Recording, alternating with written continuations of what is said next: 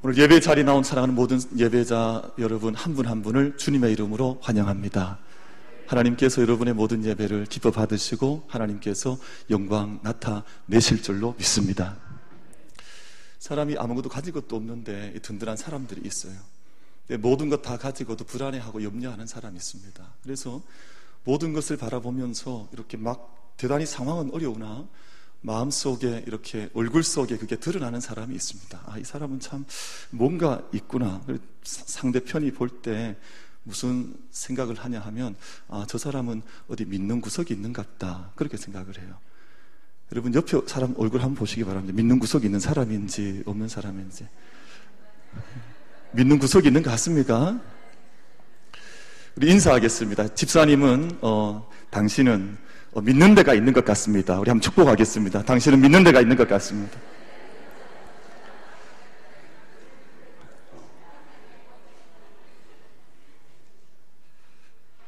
그 믿는 사람들이 믿는 구석이 없는 것처럼 얼굴 표정 짓고 있으면 안 됩니다. 이게 정말 이 사람 믿음의 사람이구나. 어딘가 정말 그런 사람이 있잖아요. 뭐 대단히 어려움에도 불구하고 믿는 데가 있어서 그 믿음의 모습 가운데 정말 믿음의 그 은혜의 빗줄기가 흘러나오는 그런 사람들이 있습니다. 오늘 우리 모든 예배자들, 우리 모든 만민의 모든 성도들께서 정말 믿는 바가 있어서 하나님 앞에서 기쁨으로 예배하며 응답에 이르는 우리 모든 예배자 다 되시기를 주님의 이름으로 축복합니다. 이틀 전부터 러시아에서 그 축구 전쟁이라고 부르는 별들의 전쟁이라고 부르죠. 이제 월드컵, 러시아 월드컵이 시작이 되었습니다. 이 워낙에 몸값이 비싼 선수들이 나오기 때문에 이 월드컵을 가리켜서 별들의 전쟁이라고 부르기도 합니다. 이 월드컵이 시작이 되면 그 전후해서 수많은 사람들이 도대체 어느 팀이 이번 월드컵에서 승리할까, 수많은 도박사들과 수많은 사람들이 그것을 이제 예측하고, 세상 말로 점친다 그러죠. 누가 이길 것이다, 그렇게 막 예측을 하고 또 자기의 돈을 걸기도 하고 도박을 하기도 하고 그렇게 이 승리를 이제 예측을 합니다. 근데 재미있는 것은 이 모든 예측이 잘 들어맞지 않는다는 것입니다. 예측이 다 들어맞을 것 같으면 돈 벌 사람 다 벌죠. 늘 이길 팀만 이기겠죠. 그러나 이기겠다고 생각했던 사람이 반드시 이기는 것도 아니요, 꼭 패배하리라, 이 사람은 안 된다, 이 팀은 불가능하다 생각했던 팀이 반드시 다 패배하는 것도 아닙니다. 축구라는 것이 참, 운동이라는 것이 재미있습니다. 왜냐하면 실력이 좋은 사람이 있고 그리고 좀 실력이 떨어지는 사람이 있어도 점수를 미리 주지 않습니다. 다 똑같은 시간에 똑같은 형편에서 다 0점에서 시작을 하지, 조금 실력이 좋다고 해서 한 5점 정도 플러스 점수 줘서 경기가 시작되는 것이 아니라 그 이야기입니다. 그리고 실력이 좋다고 해서 더 많은 시간을 주는 것도 아닙니다. 모든 선수들에게 90분 동일하게 주어지고, 그리고 조금 더 시간이 루즈되는 경우가 있으면 이제 추가 시간을 해서 몇 분, 한 3분, 4분, 5분 정도 더 주어지지, 더 많은 시간이 실력이 있다고 해서 더 많이 주어지거나 실력이 없다고 해서 시간이 줄어드는 것도 아닙니다. 더군다나 공은 어떻게 생겼습니까? 둥글게 생겼습니다. 이게 꼭 실력 좋은 사람에게만 골이 들어가지 않습니다. 누구나도 모든 사람에게 동일한 기회들이 주어져 있습니다. 그 이전 남아공 월드컵 때 그 경기를 잘 예측하는 그 문어가 있었습니다. 문어. 그래서 문어가 너무 잘 맞추니까 사람들이 문어가 어디를 선택할까, 거기에 이제 온 시선을 기울였던 때가 있어요. 독일이 그때 7경기를 했는데 5승 2패, 문어가 다 맞췄습니다. 우리 사람보다 좀 나은 것 같아요. 그 이후에 우리 신실한 크리스찬인 우리 이영표 해설위원이 그 다음 스페인의 그 다음 해 월드컵 때, 이 2014년 때 스페인이 떨어질 거라 일찍 예측했는데 그거 맞췄습니다. 그래서 문어 영표라고 하는 별명을 얻었어요. 아주 잘 맞춘다. 그래서 지금은 이제 시대가 달라졌습니다. 지금 문어에게 맡기지도 않고 사람에게 맡기지도 않고 지금은 이 빅데이터를 이용해서 다음 승리를 이제 예측하는 그런 빅데이터 AI가 등장을 했습니다. 이 슈퍼볼이라고 하는, 그러니까 우리 얼마 전에 바둑 잘 드는 기계를 뭐라 그랬습니까? 기억 안 나세요? 알파고라 그랬잖아요. 얼마 전에 했던 이야기인데 알파고가 지나가고 지금은 그 슈퍼 이 컴퓨터를 알파볼이라 부릅니다. 알파볼. 그래서 어느 팀이 이길 것인가, 이번에 출전한 32개 팀 가운데 도대체 어느 팀이 승률이 높은가 하는 수많은 데이터들을 이제 넣어서 승률을 뽑아내어서 가장 이길 만한 팀을 예측을 합니다. 근데 이제 이틀 전에 경기가 시작이 되었는데 벌써부터 이변이 나타나기 시작했습니다. 왜냐하면 개막전에서 그렇게 잘 하리라 예상하지 않았던 러시아가 사우디아라비아를 만나서 몇 대 몇으로 이겼습니까? 다 축구 보셨습니까? 어떻게 다 알고 계시네요. 5대 0으로 이겨버렸어요. 이렇게 생각했던 사람은 별로 없었는데 이미 5대 0으로 이변들이 나타나기를 시작을 했습니다. 그 B조 경기 가운데 모로코와 이란이라고 하는 나라가 두 나라가 붙었는데 사실은 모로코가 훨씬 더 강한 팀으로 인정을 받고 있습니다. 랭킹은 조금 차이가 있긴 합니다만, 처음부터 사실 마지막까지 모로코가 몰아붙였는데 마지막에 모로코 선수가 자책골, 자살골을 넣으면서 이란이 1대 0으로 승리해버렸습니다. 그러니까 사람들이 예측했던 것, 기기가 예측했던 것과는 전혀 다른 방향으로 이 모든 사건과 시간이 진행이 되어져 나갑니다. 그리고 그 경기에서 포르투갈과 스페인이라고 하는 팀이 이미 예선에서 이렇게 자웅을 겨뤘는데 여기에서도 이제 1대1 동점이 나오면서 이게 비기면서 전체 조에서 이란이라고 하는 별 이렇게 잘하지 않은 팀이 조 1위로 이렇게 나아가는 그런 상황이 되어버리고 말았습니다. 사랑하는 성도 여러분, 수많은 인생의 여정이 이와 같을 수 있습니다. 그래서 우리가 한 가지 말씀을 기억하고자 하는데요, 전도서 9장 11절 말씀은 이렇게 우리에게 말씀을 합니다. 내가 다시 해 아래서 보니 빠른 경주자들이라고 선착하는 것이 아니며. 그럼 빠른 사람이 다 일찍 도착할 것 같으면 늘 토끼가 일찍 도착해야 되지요.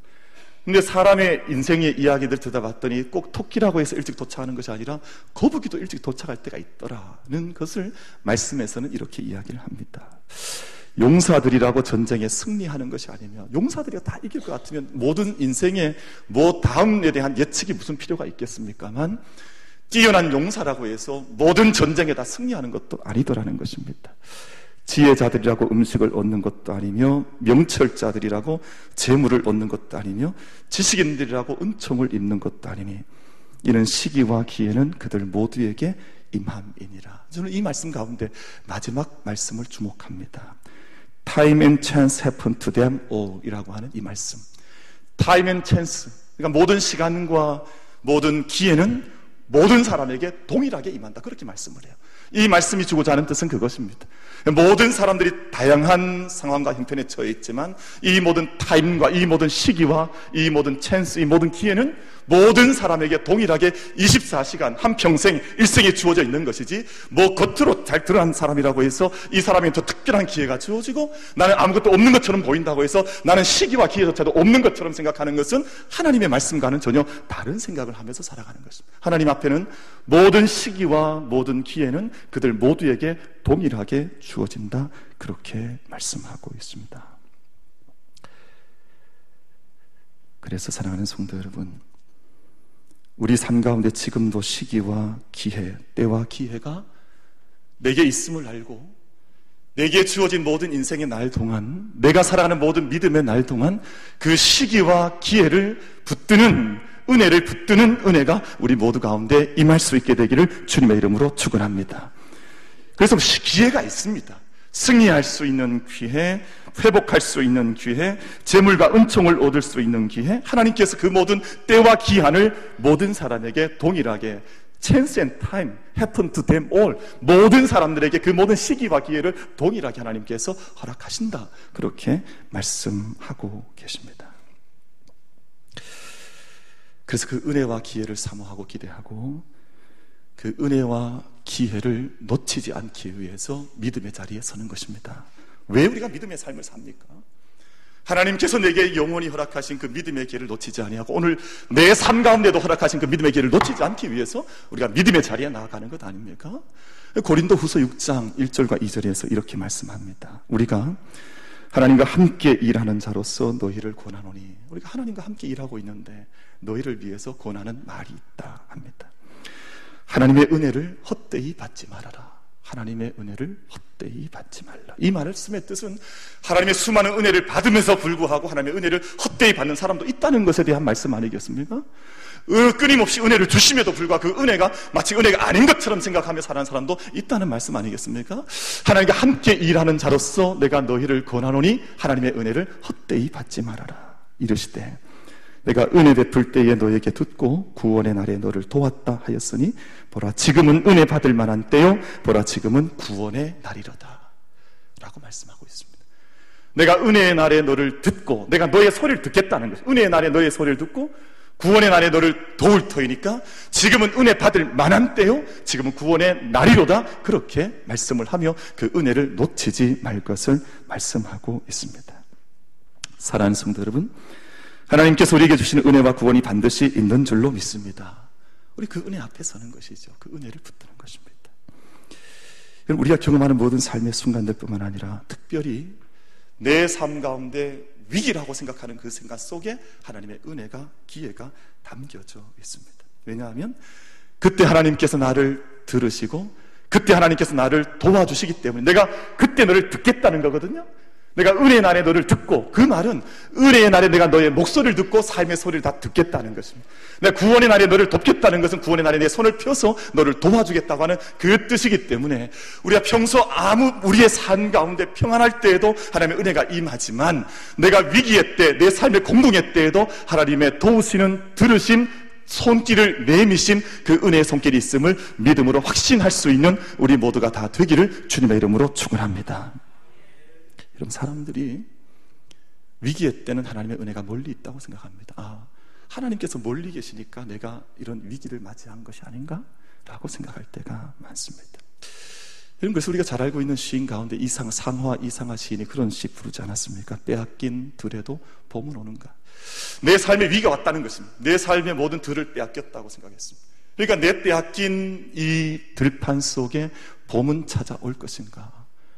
내가 위기를 당했으니 나에게는 봄이라고 하는 은혜는 임하지 않는다고 생각했습니다. 그래서 마지막 구절에서 어떤 슬픔을 노래했는가 하니 지금은 들을 빼앗겨 봄조차 빼앗기겠네. 내게 이런 어려움과 위기가 왔으니 내 모든 내 중심까지 이제 봄까지 들판을 빼앗겨 버렸으니 봄까지 빼앗기지 않을까, 그런 절망과 슬픔을 노래하는 시를 우리 가운데 들려주고 있습니다. 그런데 오늘 저희가 함께 말씀을 봉독한 말씀이 다니엘이라고 하는 말씀인데요, 다니엘이라고 하는 이 젊은이가 살아갔던 시대는 절망의 시대였습니다.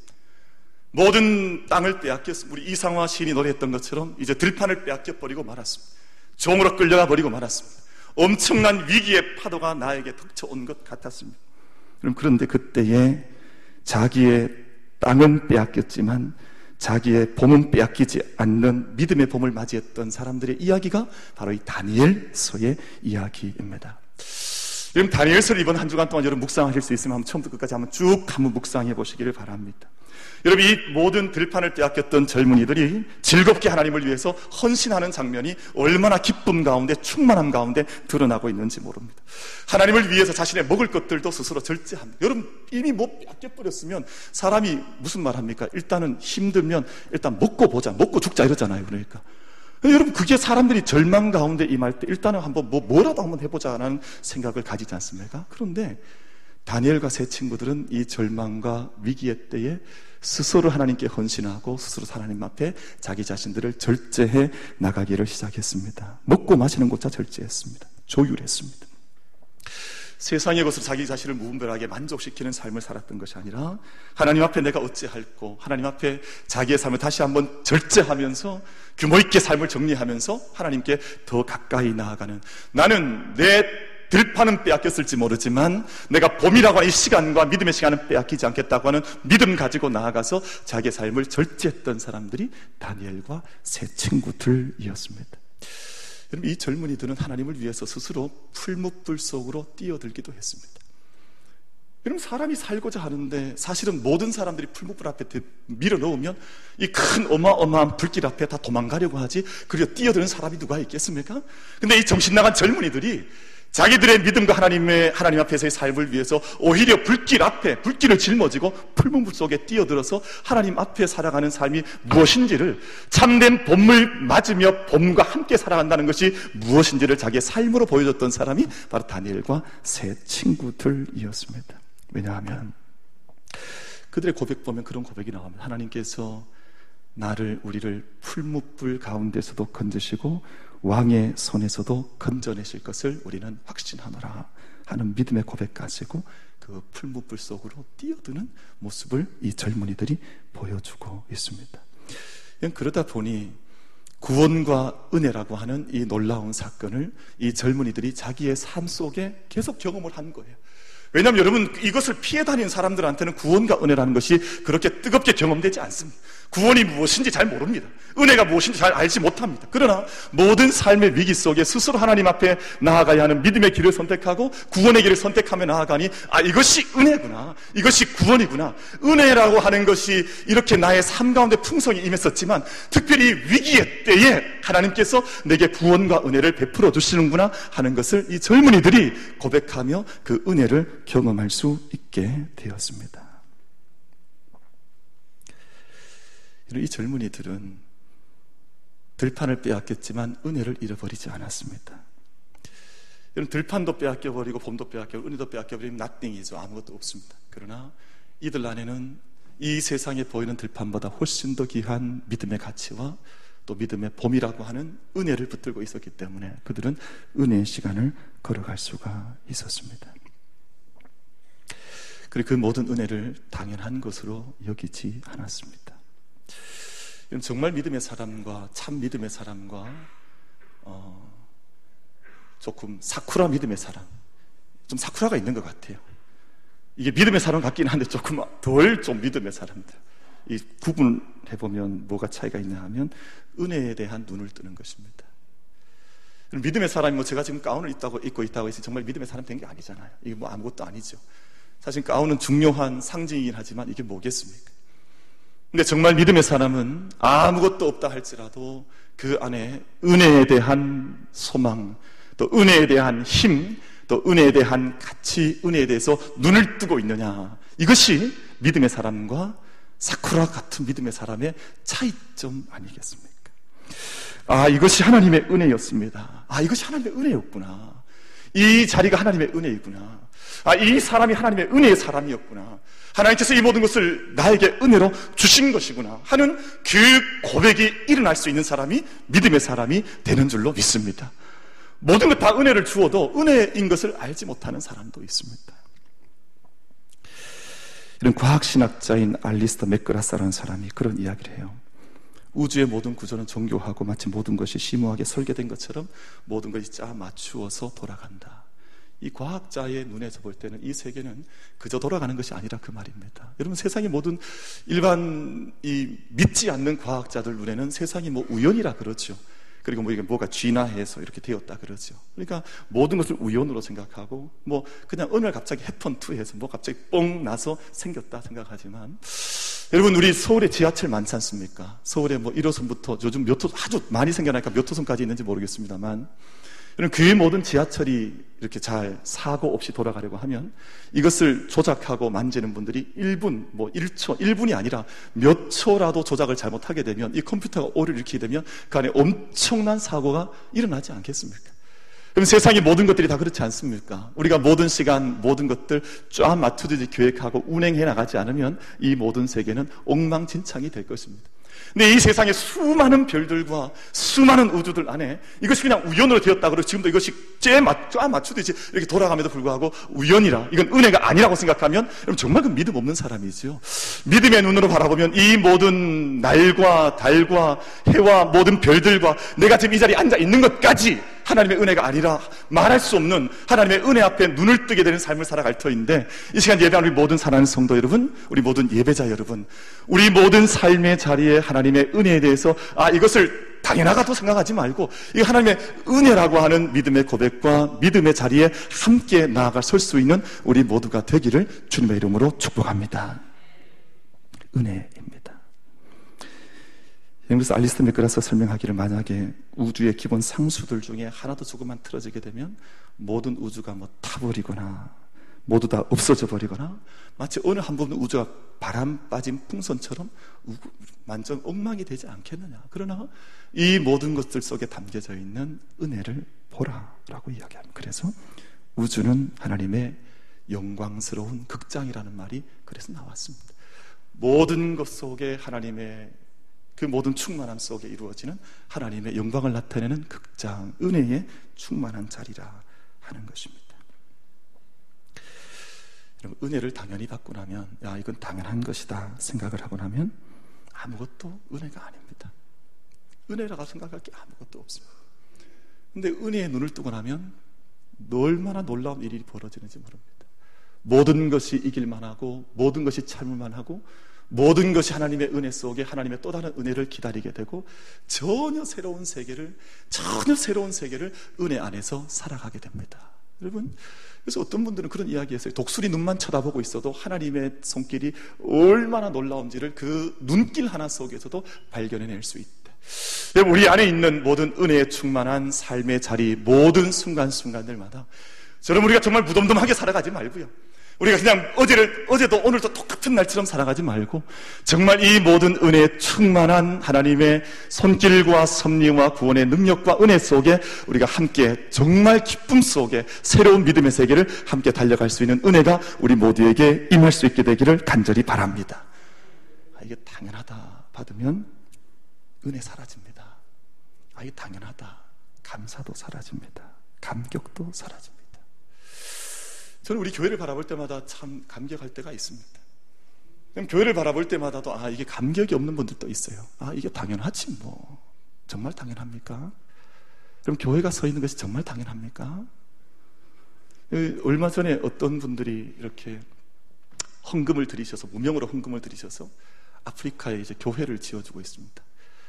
그런데 그럼 그런 분들은 아프리카에 있는 분들 교회가 없어요. 나무 밑에서 예배 드리고 있어요. 나무 밑에서 1년 365일 매 주일마다 나무 밑에서 예배를 드리는데요. 그러면 오늘 우리 이 예배당은 당연한 것입니까? 그럼 우리의 몸은 당연한 것입니까? 세상의 사람들이 모든 은혜의 사건 순간순간들 앞에서도 모든 것을 얼마나 그냥 당연한 듯이 받는지 모릅니다. 여러분, 그것이 아니라 매일매일의 삶 속에 하나님의 임재하심과 간섭하심과 인도하심이라고 하는 하나님의 은혜 안에 내가 살아간다는 분명한 신앙 고백이 우리의 입술을 통해 삶 가운데 흘러나올 수 있게 되기를 주님의 이름으로 축원합니다. 이 모든 은혜는 기도와 관계가 있습니다. 일반 은혜라는 것이 있고 특별한 은혜라는 것이 있는데, 일반 은혜라고 하는 것은 보통 이제 일반적인 은혜 있죠. 뭐 해가 떠오르고 또 비가 내리고 바람이 불고, 이 모든 것은 일반 은혜입니다. 이것은 기도하지 않아도 하나님께서 생명을 살리기 위해서 주시는 은혜가 있습니다. 그러나 특별 은혜라고 하는 것은 특별한 시간 속에, 특별한 역사 속에서, 특별한 환경 속에서, 여러분 이번에 남북 정상이 만나거나 혹은 이제 북미 정상이 만나면서 화해 모두가 이루어지거나, 저는 이것이 우연이 되었다고 생각하지 않습니다. 누군가가 기도하고 이 땅의 평화를 위해서, 이 땅에 누군가가 여러분 얼마 전만 해도 전쟁 난다 그러지 않았습니까? 미국의 일관지들 보면 늘 일면에 남북 전쟁, 핵전쟁 이런 얘기 들리다가 이게 사라지고 또 바뀌어 가는 거잖아요. 모든 시간들과 역사 속에는 특별한 시간들이 임하게 되는데, 그때는 특별한 기도가 필요한 때입니다. 그럼 다니엘이라고 하는 사람은 기도를 포기한 적이 없습니다. 우리는 기도할 시간을 주어도 기도하지 않는 분들이 많습니다만, 다니엘은 기도할 시간을 빼앗으려고 해도 그 시간을 빼앗기지 않겠다고 기도를 포기한 적이 단 한 번도 없다, 그 말입니다. 오히려 기도를 못하기 위해서 내가 사자굴 속에 너를 넣겠다 하니까 기도를 포기하지 않기 위해서 오히려 사자굴을 선택해서 들어갔던, 그러니까 믿는 사람에게 기도가 얼마나 중요하냐 그 말이에요. 내 목숨, 내가 기도를 못하게 하니까 이 기도의 시간을 빼앗기지 않기 위해서 나는 사자굴을 선택해서 들어가겠다는 거예요. 왜냐하면 나는 내가 기도를 포기하느니 차라리 나는 사자굴에 들어가겠다는데요. 그리고 그 삶을 살았던 사람, 우리가 다니엘서를 어떻게 읽었는지 모르겠습니다만, 다니엘서는 우리에게 대해서 기도가, 특별한 기도가 그토록 중요하다고 우리 가운데 말씀하고 있습니다. 다니엘서 6장 10절 말씀을 제가 읽습니다. 다니엘이 이 조서에 왕의 도장이 찍힌 것을 알고도 이 왕의 도장이 찍혔다는 말은 이제 만약에 기도하면 죽음의 자리에 처한다는 그 뜻 아니겠습니까? 그것을 알고도 자기 집에 돌아가서는 윗방에 올라가 예루살렘을 향하여 창문을 열고 전에 하던 대로 하루에 3번씩 무릎을 꿇고 기도하며 그의 하나님께 감사하였더라. 다니엘이 하루에 몇 번 기도했다 그랬습니까? 방금 잘 못 들으셨습니까? 하루에 3번씩 무릎을 꿇고 기도해서 하나님께 감사했다. 기도하고 간구하고 감사하는 일을 다니엘이 포기하지 않았습니다. 제가 그런 묵상을 했는데요, 아마 다니엘이 그 사자굴 속에 던져진 후에 무엇을 했을까?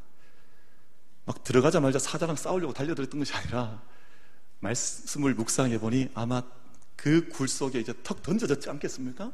근데 던져지자마자 다니엘이 했던 것은 기도였다는 거예요.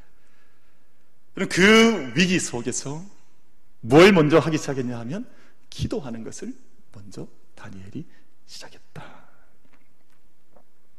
그럼 그 놀라운 것은 다니엘서를 묵상해 보면 다니엘이 기도하기 시작할 때 하나님은 은혜를 베푸시기 시작합니다.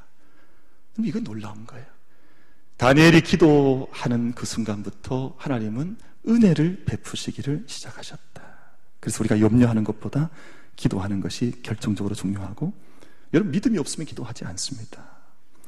하나님의 일하심을 믿지 않는데 어떻게 기도할 수가 있겠습니까? 그 다니엘에게는 기도보다 중요한 것이 없었습니다. 그럼 다니엘서 한번 찾아보시겠습니까? 다니엘서 9장 21절부터 23절, 좀 석절 말씀, 좀 긴 말씀이긴 합니다만 우리 한번 말씀을 같이 한번 찾아서 읽어보겠습니다. 다니엘서 오늘 본문에서 한 장만 좀 앞쪽으로 넘어가셔서 9장 21절부터 우리 23절 말씀까지 우리 한번 합독해서 말씀을 같이 한번 읽어보겠습니다. 시작. 곧 내가 기도할 때에 이전에 환상 중에 본 그 사람 가브리엘이 빨리 날아서 저녁 제사를 드릴 때 즈음에 내게 이르더니 내게 가르치며 내게 말하여 이르되 다니엘아, 내가 이제 내게 지혜와 총명을 주려고 왔느니라. 곧 내가 기도를 시작할 즈음에 명령이 내렸으므로 이제 내게 알리러 왔느니라.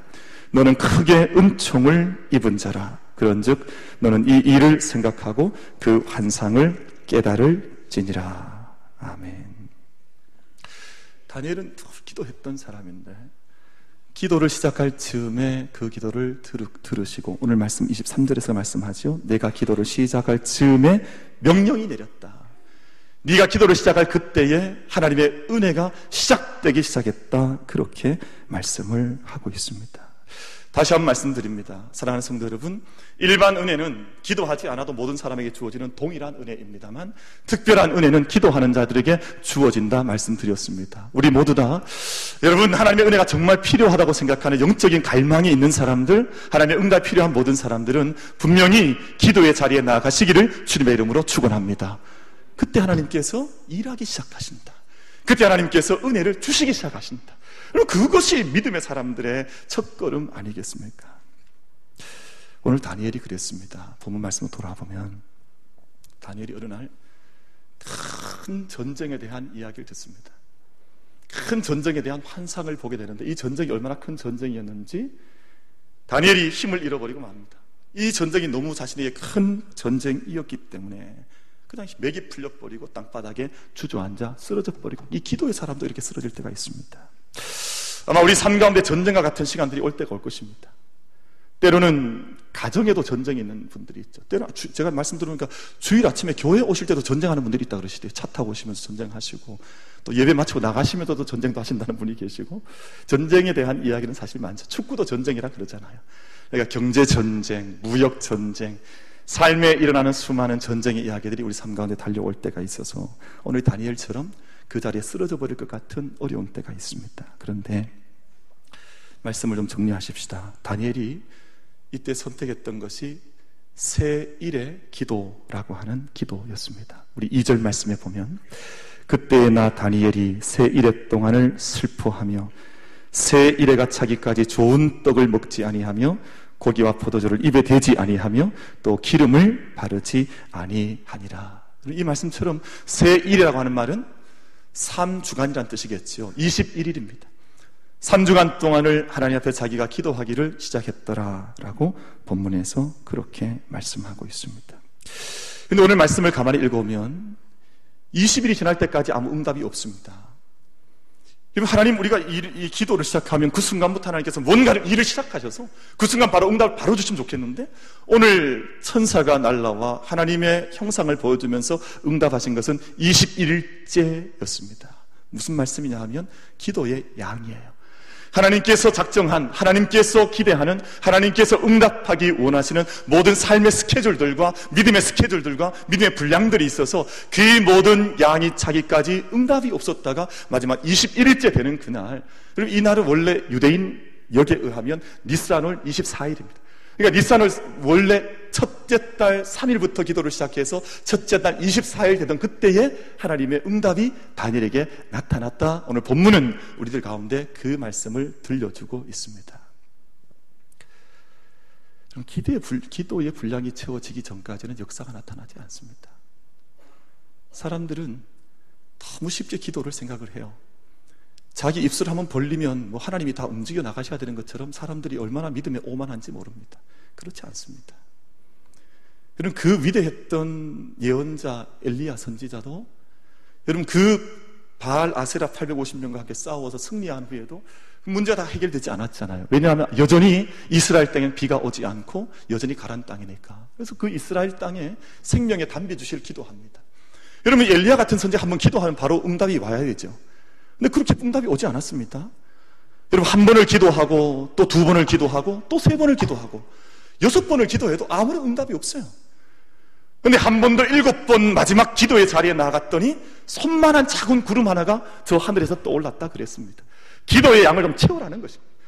기도하지 아니하면서 무슨 하나님의 응답을 그렇게 많이 기대하는지.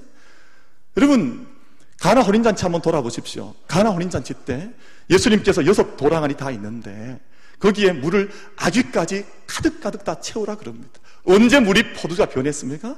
이 모든 아귀 속에, 이 모든 도랑아리 속에 2-3통 드는 물을 갖다 쏟아 부어도 당장 물 붓는다 거기에 물이 포도주가 변했습니까? 아닙니다. 여러분, 7 항아리의 모든 물이 다 가득 아귀까지 차서 넘쳐 흘러갈 때 그곳에 물이 포도주로 바뀌어가는 역사가 나타나게 된 줄로 믿습니다.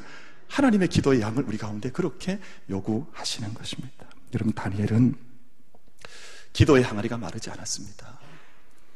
여러분, 때때로 우리가 보면 기도의 항아리가 전 차 있지 않는, 우리 정말 기도의 항아리 뭐냐? 아무것도 없는데 하나님 날마다 기대하기만 하면 더 가랄 수밖에 없는 상황 속에 걸어가는 인생들이 얼마나 많은지 모릅니다.